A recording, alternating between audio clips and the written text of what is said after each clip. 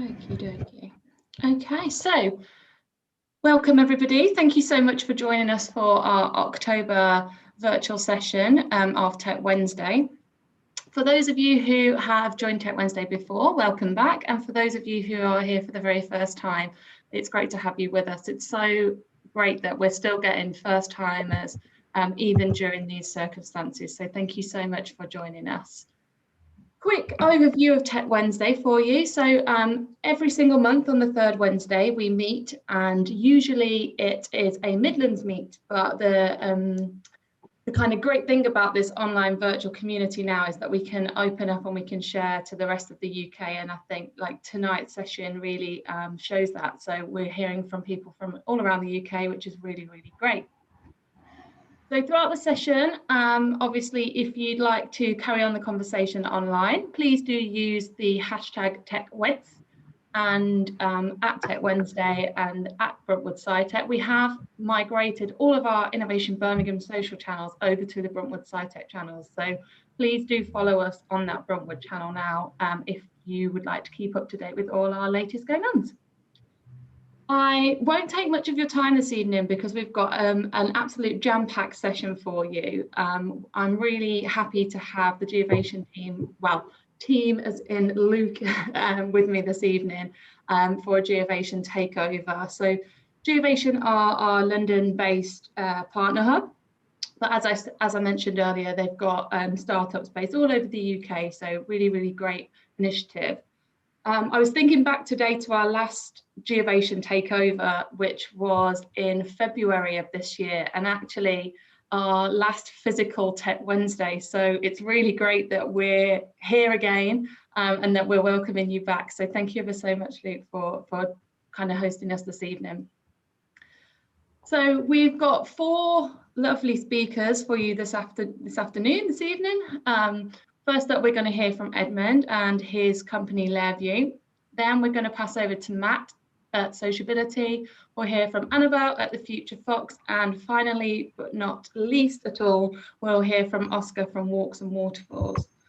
As I said, really jam-packed session. So hopefully we'll be able to get through all those questions that I know everybody will have burning. So please do ask those questions away during the presentations so that once we come to the question and answer section, we'll already have those prepped and we won't miss any time. So that would be really great. Okay, I'm going to hand straight over to Luke. So Luke is the engagement manager for Geovation, and he's going to be our lovely host for this evening. Thanks a lot, Stephanie. Thank you very much indeed. And yeah, no, it's great to be back doing an event with yourselves at Innovation Birmingham, Bruntwood SciTech. Thanks for having us. Evening, everyone. I hope you're all keeping well. My name's Luke. I'm the engagement and outreach manager for Geovation.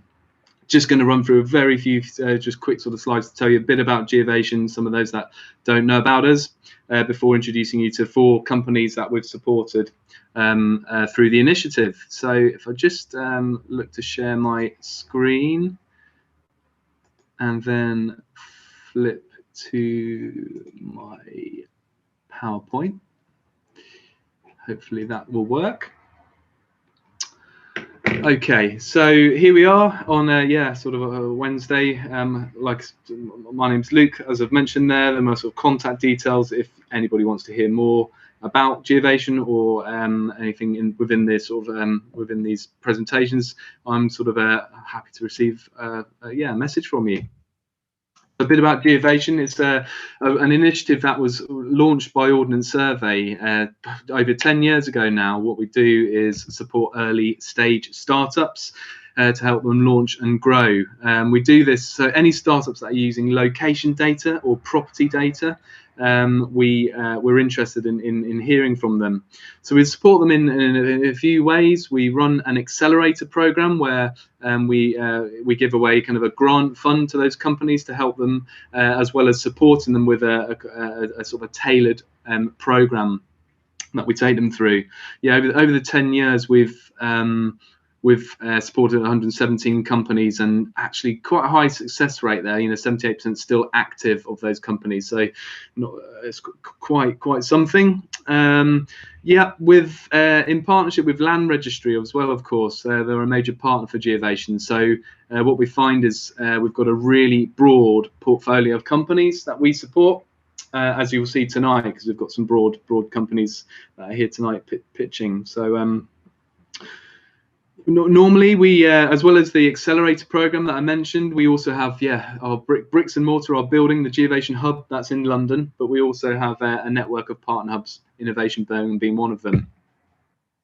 So as I mentioned, HM Land Registry, one of our kind of partners that sponsors Geovation, and we've obviously we've got a few others. Skipping slide there forward. We've also have some others that we have either in-kind or financial support from, such as the Register of Scotland and DSTL and others that you can see on the slide there. So it all works really well with kind of that's an overused term is the wider ecosystem, but we work with those partners that I've just mentioned, as well as a network of partner hubs around GB. So we have our own bricks and mortar in London, as I've said. But then in Bristol, we have the Engine Shed, which is a co-working space that are based there. Innovation Birmingham, of course. We also have Manchester as one of our partner hubs. And recently joined the roster is Tramshed Tech, who are based in Cardiff. So yeah, my job is basically to join up activities a lot with these partner hubs and introduce our startups to those networks as well, to help them. The company out along the bottom there, we have other exit routes that some of our startups have gone on to, the likes of Y Combinator, etc. Lastly, it's a bit of a selfish plug here, but obviously working for Ordnance Survey, what Geovation is, an initiative of OS, we have, and it's Tech Wednesday, so tech focus. We've recently launched a data hub. The OS Data Hub is a new kind of one-stop shop for accessing Ordnance Survey mapping and geospatial data, and so it's a really neat, free-to-use sort of portal up to a certain point. So for those of you that are interested in that, hit that URL osdatahub.os.uk, or if you want any more information on that, please do get in touch with me. So that's it from me.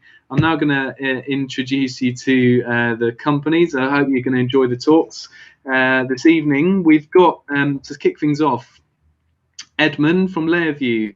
So Lairvue are a company that are focused on property viewings. They provide a comprehensive 7-day viewing service, ensuring property viewings don't get cancelled, postponed or missed. So I'm really looking forward to this. And so without further ado, I'll let Edmund take over. If you're able to share your screen, Edmund. Yep.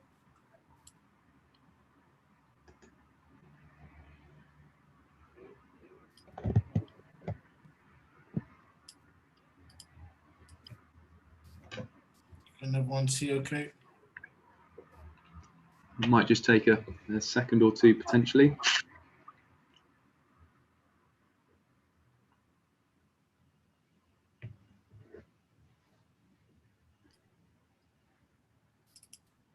There we go. Is that all good? Yeah, it's good. Thanks, Edmund. Cool. So, hi everyone. My name's Edmund Ojo.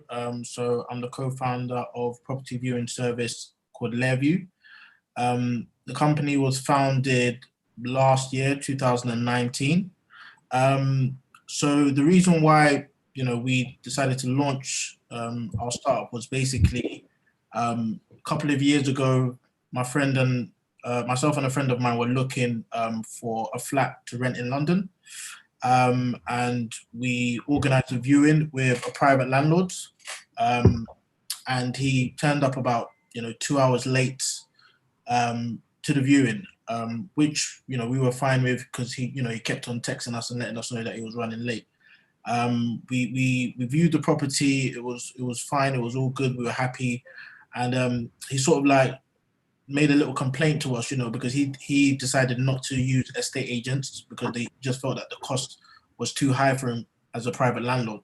So he decided to carry out all the viewing for himself. The problem was, for his perspective, he couldn't he couldn't facilitate all of the viewings because of work commitments during the week. He's got his kids during the evening. So this raised a lot of problems for him because it meant that it took longer for him to eventually get his property rented out. So that sort of gave us a little spark in our mind, and we thought, okay, well, you know, let's do a bit more extensive research and find out, you know, if this is a widespread problem for private landlords. So we've done a bit of market research and spoke to, you know, about just over 100 private landlords, and we found out that there was a high percentage of them that were going through the same issue. We then decided to start speaking to estate agents. You know, obviously estate agents have their employees that carry out their viewings, but even with estate agents, small to medium-sized estate agents, they couldn't facilitate all of their viewings because sometimes they just didn't have the manpower to carry out all the viewings. So we saw that from a sort of a B2C situation and a B2B situation, that there was problems and there was a gap in the market. And that was where the idea for Lairvue was born from. We've done research into, you know, existing companies or existing solutions for this problem, and we didn't really see anything that, you know, solved that problem in an immediate fashion. So we basically got an agency to develop the platform for us. So essentially what it is it's a platform that allows landlords and private estate agents to book viewings in real time. So we've got people or agents around local areas who can receive the viewing request on their phone in real time and accept the viewing. So essentially we've got people that can carry out viewings on behalf of the landlords or the estate agents who are in close proximity to their properties at any given time. So if you're somebody that wants to rent out a property and you're, let's say, in the Greenwich area and you want to have a viewing, you know, in 2 hours time, you can go on our platform and you can book a viewing, and there will be somebody to receive you who's got local area of the knowledge, which is very crucial for us. So you get an unbiased individual. It's not an estate agent who maybe might be working on commission, or, you know, this is someone that lives in the local area who's going to give you an unbiased, you know, opinion on the local area, on the property, and it means that, you know, for the landlord, they don't miss their viewings if they're not available to do it. For estate agents, they can, you know, again, fulfill all of their viewing obligations. And also for people in the local area, it creates extra income for them if they want to carry out the viewings. So that's a platform. That's what we do, and we like to see ourselves as a bridge between the online and offline viewing experience in that sense. So in terms of the technology behind it, so we use PubNub to help us for the infrastructure in terms of the real-time capability. Also for the chat feature as well. So we've got a chat room where people that carry out the viewings can message the landlords and the estate agents to let them know how far they are away from the property, how it's going, if there are any issues in that sense. So PubNub powers that. And then also for the geolocation, we simply use Google Maps to power the properties and how close they are to the viewing agents in that sense as well. So the app is available on both Google Play Store and Apple Store as well. And we want to, through our research, we found out that more and more private landlords are moving away from using estate agents, and that's where the market's going. And, you know, it's looking like in the next 5 to 10 years, the use of estate agents are going to drop dramatically. So we want to be the go-to platform for estate agents and for people who are doing flat sharing as well to carry out their viewings and use us as and when they need people to facilitate those viewings as well.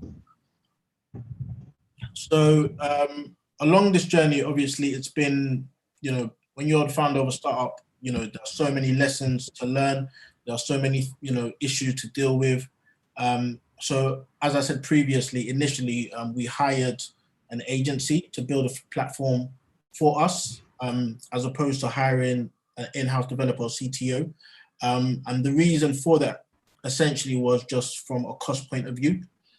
We felt, in terms of our budget, we couldn't afford quite to hire somebody in-house full-time. So we hired an agency, which has its pros and cons. I would say it's great in terms of, they get what you're doing straight away, and they can work on it, and they can give you also, so with our agency, they give us support in terms of business strategy and operation. So it's wider than just the actual building of the technology itself. However, I would say the downside of that is that because they are an agency, they have so many projects that they're working on at the same time. So that means you don't get the 24/7 focus on your project or your platform, which means that things take longer to get done. So the plan was for the technology and the platform to be built in a 3-month window. That ended up taking over 6 months. And that was just purely because, as I said, they've got so many other projects they're working on, versus if you hire in-house CTO, in-house developer, they can dedicate themselves to the platform 24/7. But obviously, depending on your budget and your resources, will determine what you can and you can't do.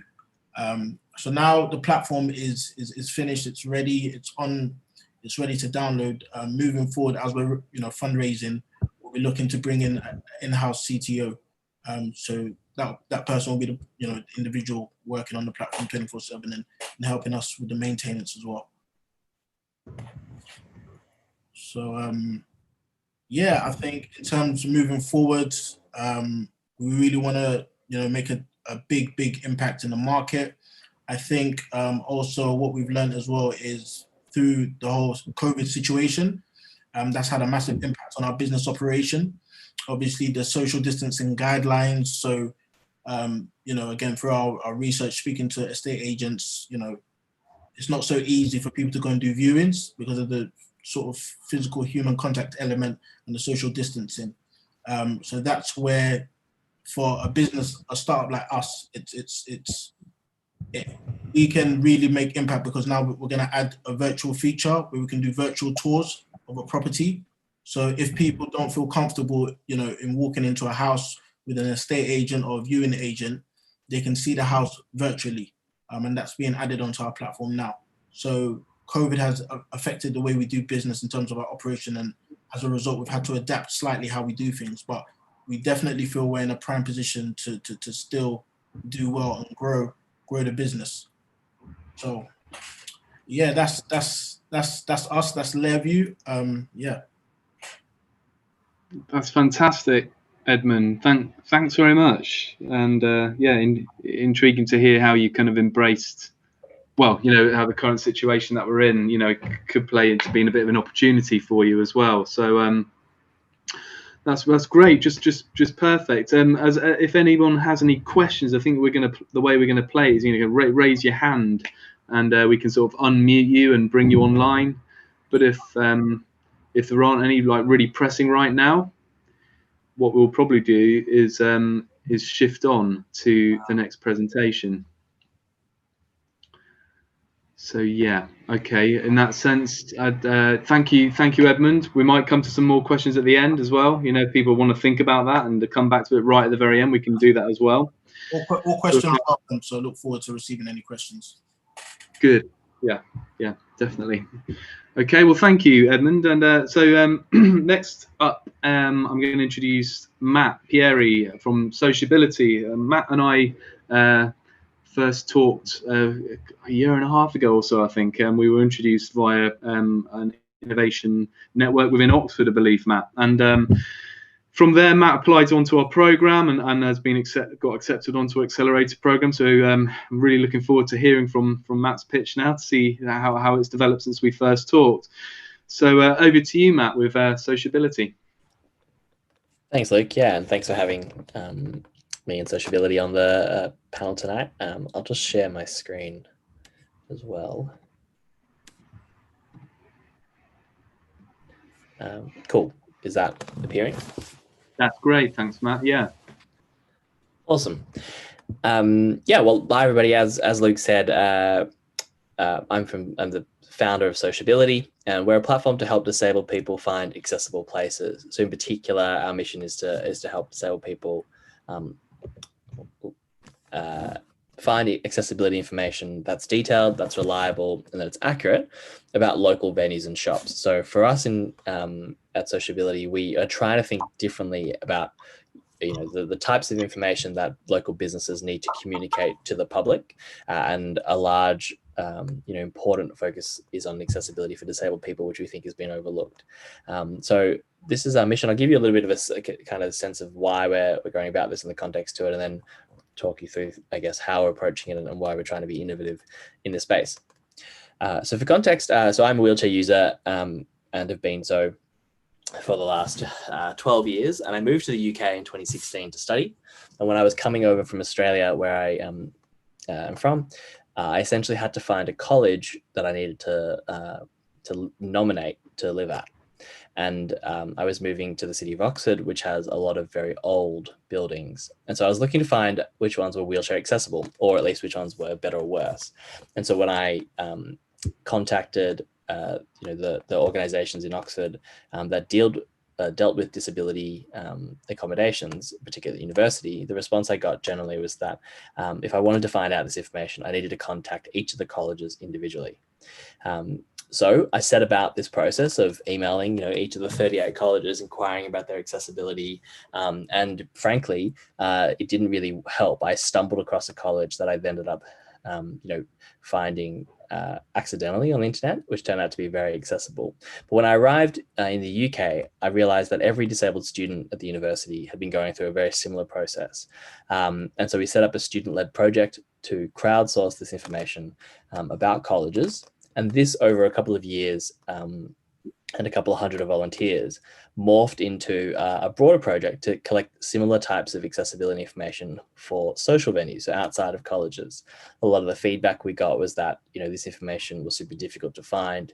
It was often really unhelpful because it simply said this place is accessible or it's inaccessible, which didn't actually mean anything to the person who was looking for it, because everybody's needs are different, and that a lot of this information just simply didn't exist for social spaces. There was this sense that disabled people didn't want to go out and about into the community, didn't want to spend time with their friends and families, wouldn't be seen at a cafe, or restaurant, or a bar, rather than the reality, which was that because these spaces either weren't accessible or didn't communicate their accessibility in advance, people self-selected and they didn't go out because more often than not, the environment wasn't comfortable or accessible to them. And so that sort of then shifted our focus from colleges into social venues more broadly, and sociability sort of evolved almost accidentally, but a bit more naturally from that into an organization, the organization that is today. So that's a little bit of the history and the context, I guess, is how we came across this approach to solving accessibility information gap, which currently exists. So yeah, as mentioned, our mission is to help disabled people find accessible places, and we've built a tech platform, an online mapping platform that's available on mobile and web to allow people to really quickly find this information, but also to contribute it and to share it with their friends. So it's intended to be a crowdsourced platform that brings people together. And in particular, we're trying to work very closely with the disabled community and also the non-disabled and the business communities to make sure that both sides of this challenge understand the issue. And it's an issue that affects a lot of people across the world. There are more than 1 billion disabled people. And in the UK alone, there's 14 million disabled people. And when you factor in their friends and family, almost 1 in 2 households have some connection to disability. And so, if I'm going to a cafe with my girlfriend or with my sisters or with a bunch of friends and it's not accessible to me, we'll all go elsewhere. So it's not an issue that affects only disabled people directly, but it affects lots of people also indirectly. And so it's a huge issue that has a huge social and economic cost. And so our approach is to do 2 things differently to some of the existing players in the space. The first is that the type of information we collect is really objective. It's really detailed. And the idea is that it allows an individual to look at that information and to make a decision for themselves as to whether or not a space is accessible. We don't use false binaries like accessible or inaccessible, because accessibility is inherently individual and it depends on context. If I'm going to a space by myself, I would need it to be step free. If I'm with a friend, 1 step's fine. If I'm going for half an hour, I might not need a bathroom. If I'm going for the whole evening, I will want a bathroom. So only our users know whether a space is accessible or not, and our job is simply to give them the details they need to make that decision for themselves. And then the second thing that we're doing, which is a bit different to the existing players in the market, is looking at creating a really collaborative and social platform where not only can users go on and find this information, add in new pieces of information and then share it, but also businesses are empowered to similarly collect this information and communicate it to their customers and really learn from the community as to what needs to be improved and how people interact with their venues on a day-to-day basis. Our 4 pillars that we take in terms of the work we're doing are to really focus on raising awareness of this issue, the importance of inclusion and access, and to create partnerships to help spread that message. Accordingly, to work really collaboratively to not only work with the disabled communities, but also the non-disabled and business communities, and really to bring in other players into a space that has been underinvested in for such a long time. It's then also to build a really first-class product. We don't want to be one of those other tech companies that have overpromised and under-delivered. We want to have a really first-class, user-friendly, well-designed user experience to make sure that we're able to empower people as best as we can. And the final part there is just very clearly, we're very mission-led, and our goal is to help make the world a more inclusive and accessible space for everybody, which we believe will drive greater social inclusion and representation for disabled people more broadly. So a little bit about the kind of tech that we're using. We've built a mobile app. It's a hybrid app built in Ionic.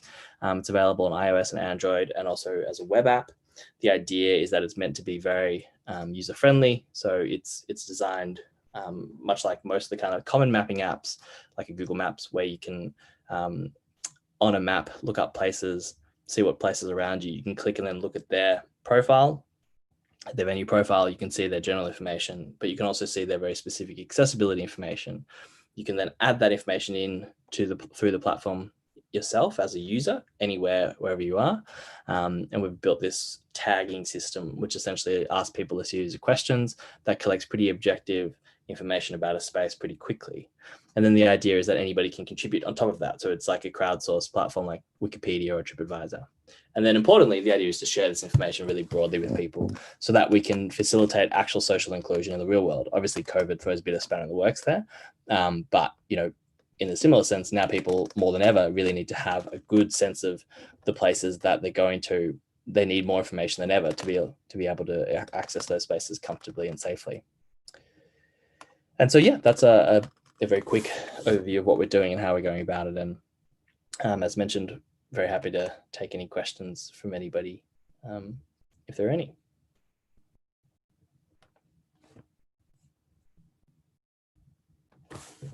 I'm on mute, sorry. Thanks, Matt. Thanks very much for that. It was really interesting to see where you're at now. We haven't had any raised hands. I'm not sure if there are anybody online there that has any questions for Matt right now, or if not, hold until after we've had the 4th presentation. Keeping an eye out for. I think it applies to both Matt and Edmund, actually. Are both of your apps local to your area right now, or are they UK wide at the minute?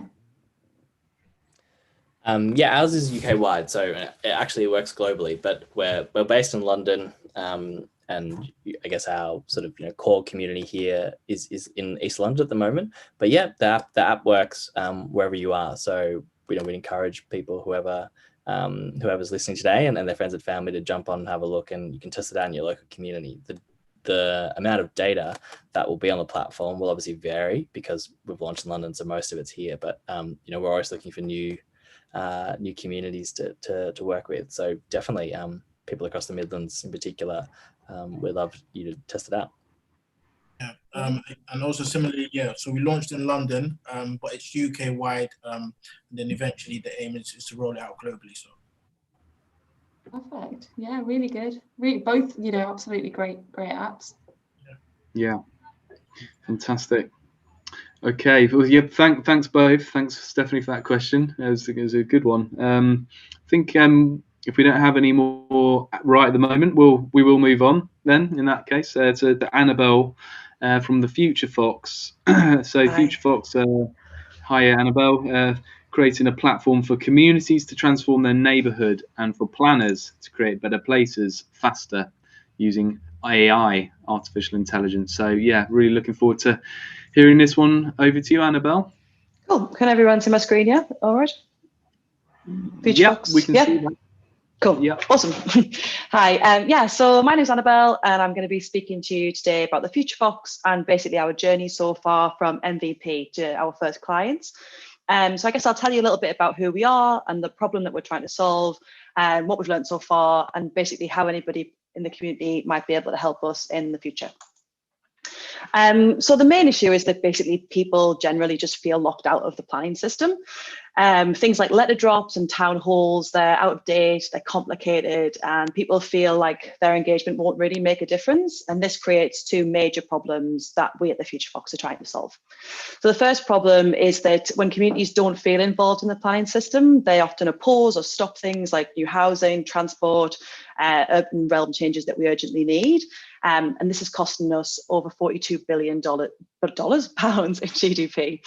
And then when things are built, they often just don't serve the people that they're meant to serve. So cycle paths are in the wrong place, new developments are built without transport links, and this also just bears huge costs because they just need to be redeveloped again. So we're on a mission to create a scalable solution which helps communities and planners to co-create new designs of their neighbourhoods to create places that people actually want to live in through a digital experience. So last year, we built and launched our first product, or the MVP of our first product even, called Place Builder. And this consists of a web app for the public to be able to give their opinions and a data dashboard for clients so that they can see the results. We worked with the London Borough of Lewisham to help them to create low traffic neighbourhoods. So this is where we try and make neighbourhoods more accessible for pedestrians and for cyclists. And you might have seen these started popping up in your local area when they've started putting planters in the middle of the road and things as part of the COVID effort. So basically our sort of gamified platform equips users with the data that's relevant to them, so they feel like they're actually being listened to and that they have the data available to them to make these decisions. And it allows them to geotag the issues that they're having and then vote on solutions to the problems that they're facing. And the idea is that by just giving 5 minutes of your time, that's enough. That gives planners enough information to actually make decisions that will help your community. And we saw a really amazing conversion rate. So 51% of people who landed on the platform actually gave this level of engagement. And the engagement was 3 times higher than traditional methods such as letter drops or town halls. So we were really, really happy with those results. On the client side, what we were able to do was give them this dashboard, which really clearly maps out the issues and ranks the solutions in a simple way. So rather than having to troll through all these comments or look at the sort of quantitative analysis, they could actually just really easily pick out what it is that they needed to do. And then they could also really easily communicate to the communities why they've made these decisions rather than people feeling like they weren't heard. And so we had really, really great feedback from the Lewisham Council, and the measures that they've implemented have been met with enthusiasm from the local people. So the pilot went really well, and we were really, really happy with the MVP. So now the sort of next challenge that we're looking to do is to create a sort of a scalable solution here. So this worked really, really well in Lewisham, but also obviously that's a relatively small part of London.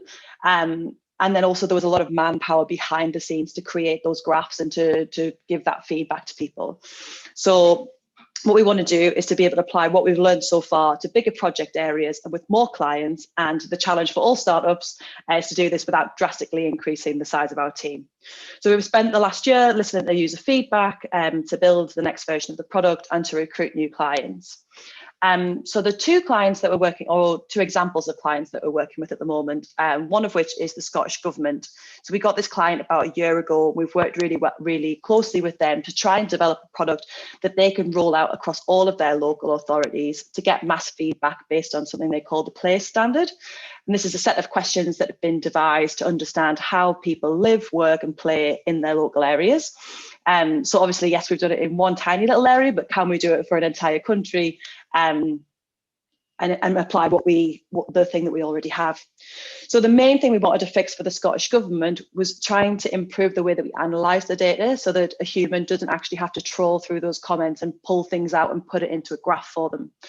So we've been working with data scientists over the last couple of months to apply machine learning to the client dashboard so that sentiment analysis is pulled out automatically, and then that can be mapped within the client dashboard with just the sort of click of a button.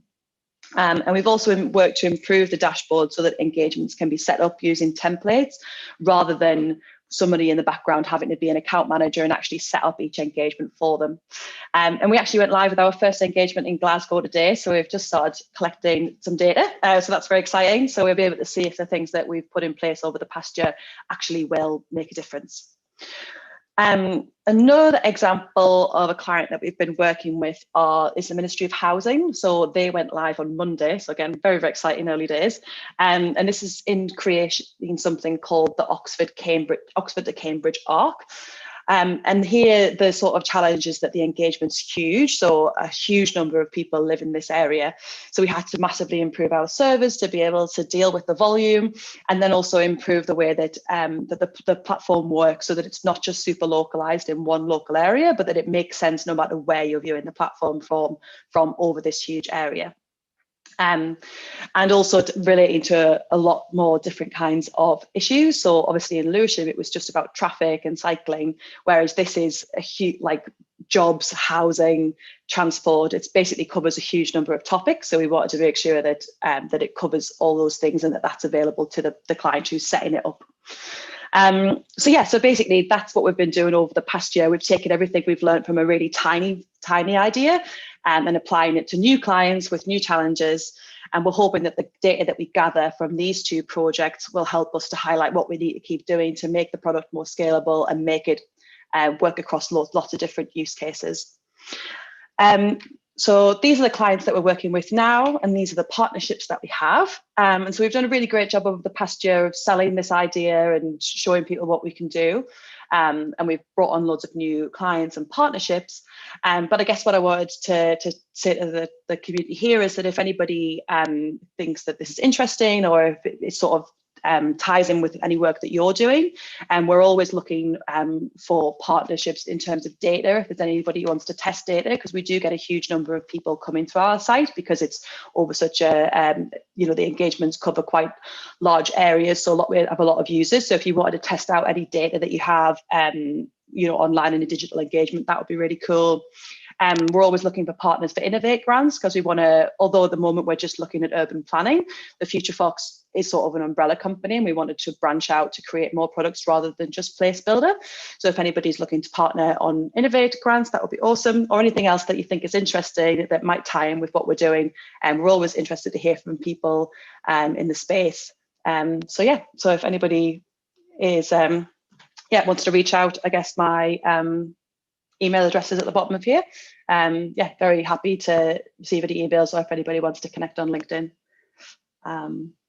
But basically that's the Future Fox and what we've got up to.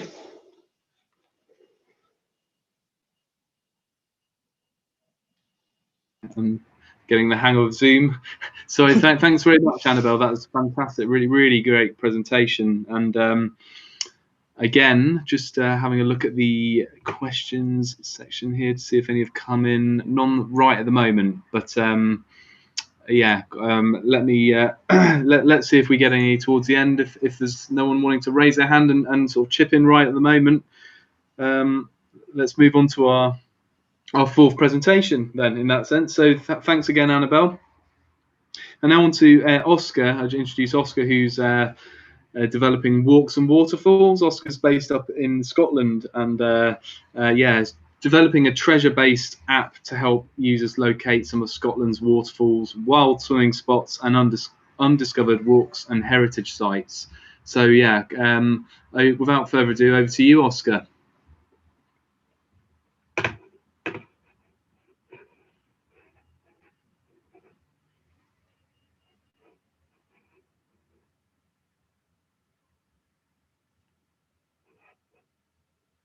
We can't hear you at the moment, so possibly on mute.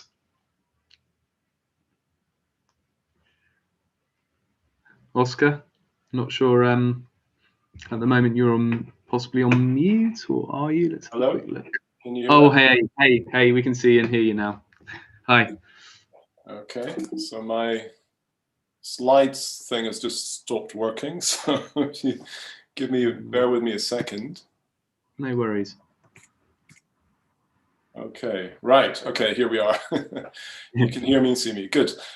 So my company is called Walks and Waterfalls. So Walks and Waterfalls is an app to locate over 800 waterfalls, wild swimming places and nature trails. We're using geolocation, digital leaderboards and OS mapping. We've got social media integration, and the aim is to create a global brand with eco credentials. So our partners include Taizo, who are the outdoor retailers. The John Muir Trust will give a percentage of our profits to rewilding and replanting. Visit Scotland, Geovation engineers. We've been fortunate enough to have Geovation London build our app, which they're doing as we speak, and Ordnance Survey. So the combined reach is in excess of 25 million. So my background is as a photographer, and I started taking images of waterfalls for no other reason than I was simply drawn to them. And it turns out that I wasn't the only one.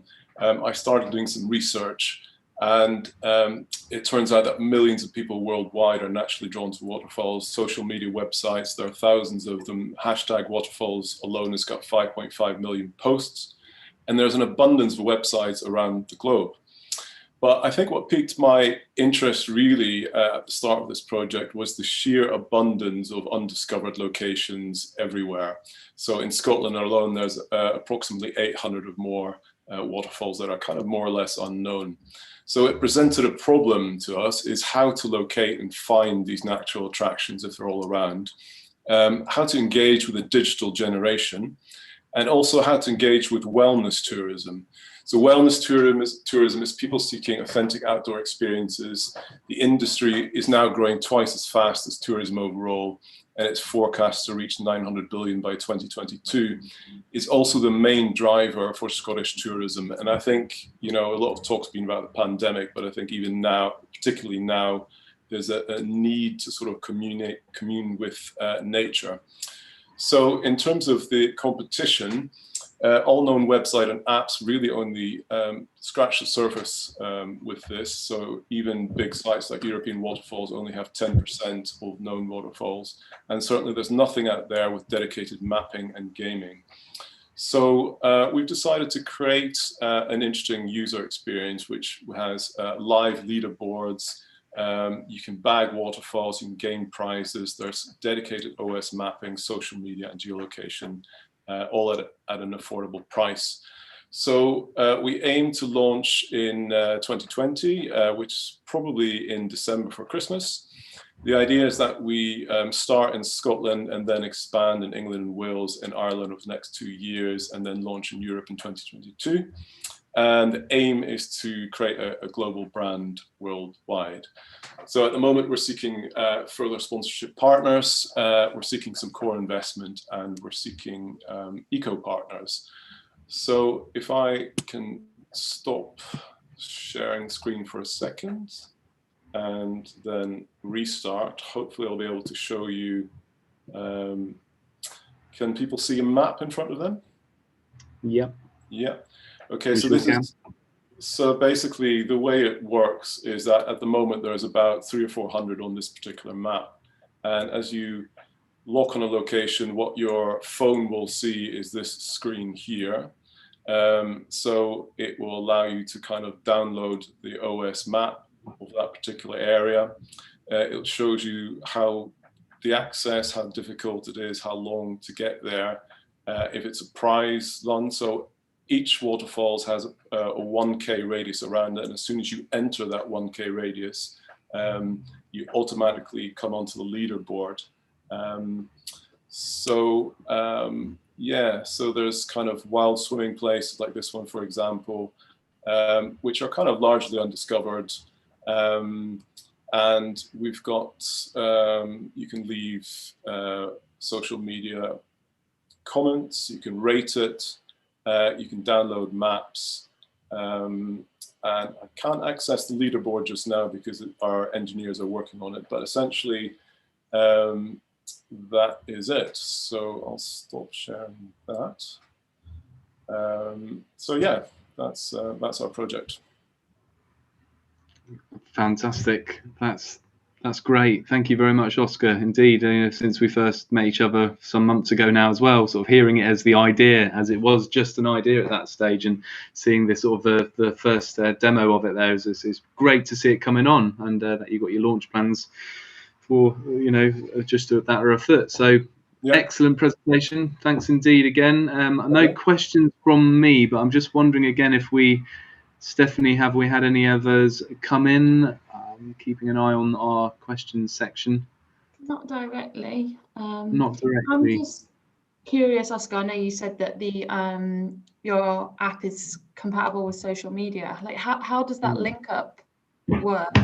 Well, we're going to start having it in-house. So basically, there's kind of you can leave comments in-house, and eventually, in the second generation of that, it will link to Facebook accounts, etc. So they can talk directly to each other. So with the first version of that, it will simply allow you to leave comments, to rate it, etc. And you can view comments that everybody's done. And then the leaderboard, again, at the moment, it will be within the app. So as soon as you bag a waterfall, it comes on the leaderboard, and everybody can see that. So it's a live thing. So if there's a competition, say you have to bag 100 waterfalls to get a kayak from our sponsor, then you can see live where you are on that leaderboard.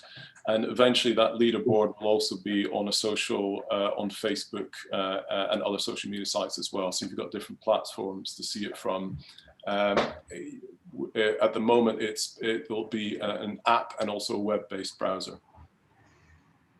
Awesome. I was just saying, I went to a National Trust waterfall not far from here in the Midlands a couple of weeks ago, and this app would have been brilliant.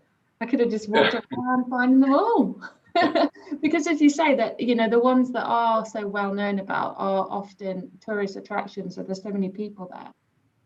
It would be great to kind of have this and get those undiscovered ones to just appreciate in all of its glory. Yeah, it's really kind of, we're trying to expand as much as possible. So there'll be kind of river walks, kayak routes, there'll be wild camping. So it'll be gradually expand, and we'll do a series of books that are accompanying each country as well.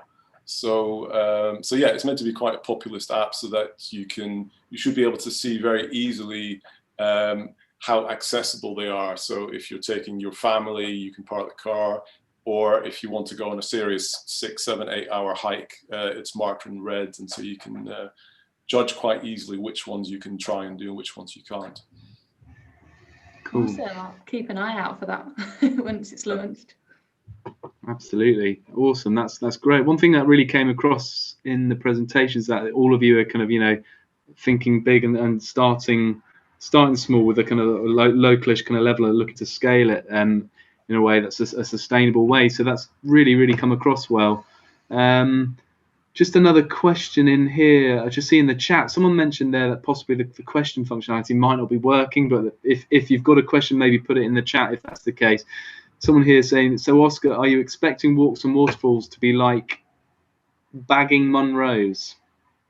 Well, interestingly, it was sort of loosely inspired by Munro bagging, but actually what we're going to do is sort of almost turn itself back on itself in the sense that there's Munro bagging apps, but they don't have any live mapping or leaderboards, etc. So what we'll probably do, either create, using the same technology, create a Munro bagging app, or put Munros within the Waterfalls app.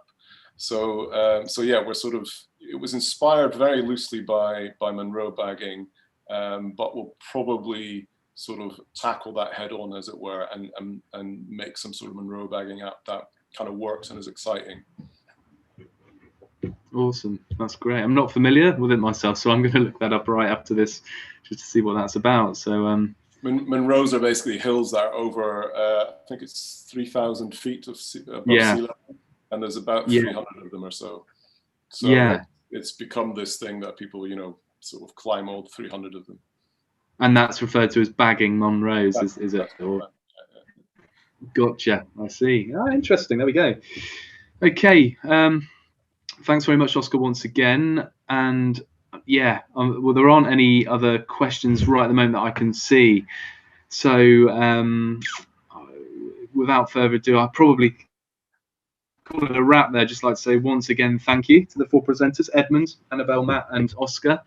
It's been a really nice kind of afternoon to sort of have you guys share your ventures with us. Hold tight. Before we do go, I'm just gonna. There is a question that's come in here. For Annette. Okay, a question for Annette. Are you working with councils on active travel plans?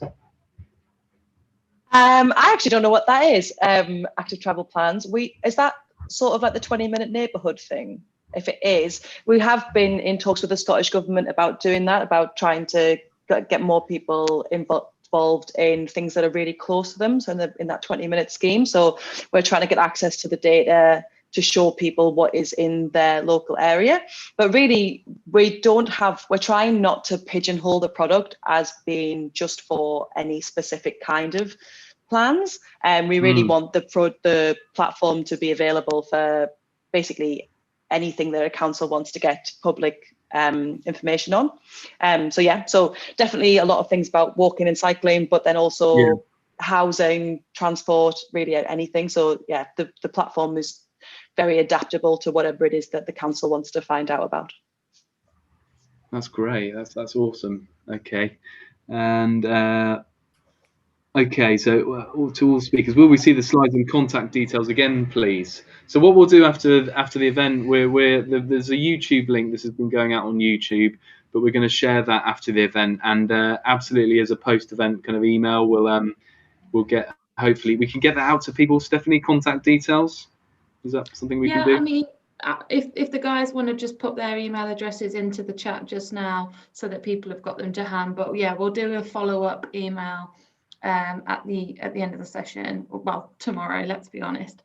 And I'll put any details in there that people want. As you say, the link will still remain on YouTube if people want to watch the session back.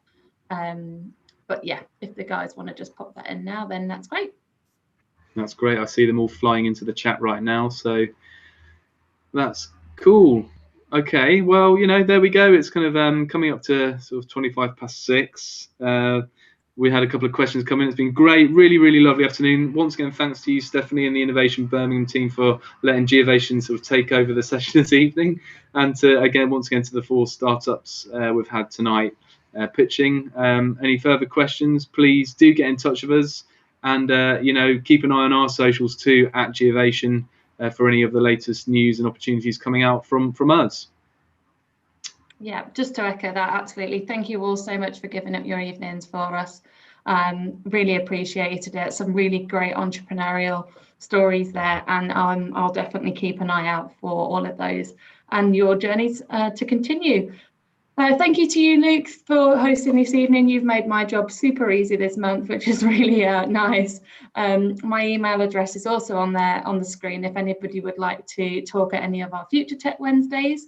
We obviously next month we have our final one of the year. We don't tend to do one in December because of all the Christmas celebrations, but actually thinking about it now, we might not be having those, unfortunately. So keep it in mind that we may have a potential one in December, but please do drop me an email with any feedback and if you'd like to talk in the future. And again, just another thank you to you guys. Thank you. And I'll give you a clap because it's a bit daunting when you're on these kind of things because you don't know how well it's received, but it's really important. Thank you ever so much. Thank you for having us. Thanks, everybody. It's great. Thanks so much. Bye. See you later. Thank you, everyone. Bye-bye. Good night.